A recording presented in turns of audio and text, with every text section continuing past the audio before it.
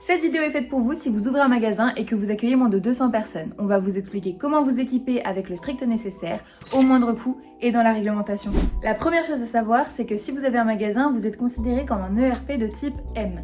Donc un ERP, c'est un établissement recevant du public, et le plus souvent dans la catégorie 5 si vous accueillez moins de 200 personnes.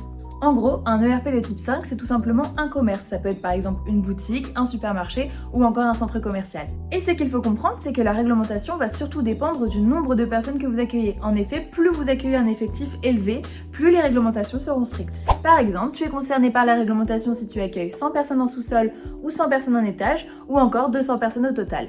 Pourquoi ces seuils ? Parce que l'évacuation devient plus compliquée dans ces configurations, donc la réglementation est plus stricte. Autre chose que tu dois savoir, c'est qu'il y a aussi des équipements obligatoires. En effet, dans un magasin, il te faudra des extincteurs adaptés, avec au minimum un extincteur à eau pour 200 m² par niveau et un extincteur CO2 à mettre à côté du tableau électrique. Il te faudra aussi une alarme incendie de type 4 si ton effectif dépasse plus de 50 personnes, des éclairages de sécurité en cas de coupure électrique pour pouvoir guider tes clients. Il est nécessaire également de mettre un plan d'évacuation avec une signalétique claire et enfin un système de désenfumage si ton local dépasse plus de 300 m² et ton sous-sol 100 m². Mais attention, avoir simplement le matériel, ça ne suffit pas encore. Il y a aussi des règles à respecter.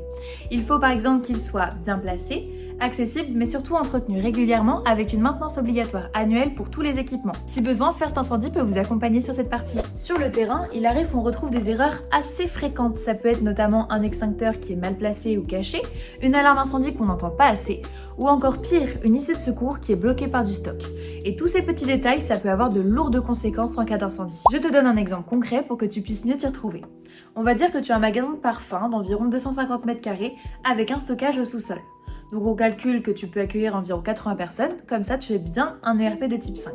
Dans ce cas, voici le matériel obligatoire qu'il te faut. Un extincteur à eau, un extincteur CO2, un extincteur à poudre que tu mettras au sous-sol si jamais tu as des produits inflammables, une alarme incendie de type 4, des éclairages de sécurité et un plan d'évacuation.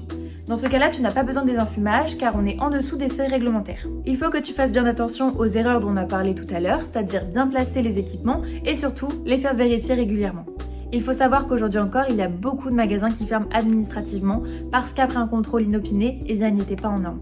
Donc concrètement, aujourd'hui, l'objectif, c'est de vous aider à être en norme, d'avoir les bons équipements et surtout de passer lors d'un contrôle. La clé, ce n'est pas seulement d'installer du matériel, mais c'est d'installer du matériel qui va durer dans le temps et qui va être conforme dans le temps. Vous pouvez retrouver plus de détails dans notre article en description ainsi que le lien vers la page contact.